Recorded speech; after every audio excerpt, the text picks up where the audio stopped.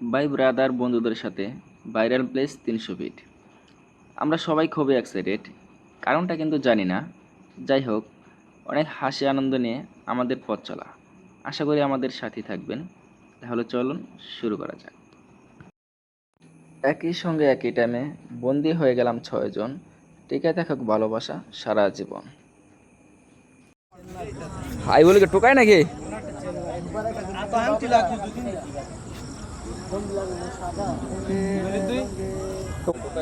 এই যে আমাদের টোকাই, এই যে তুই আমার কই ধরছস কিছু কইয়া।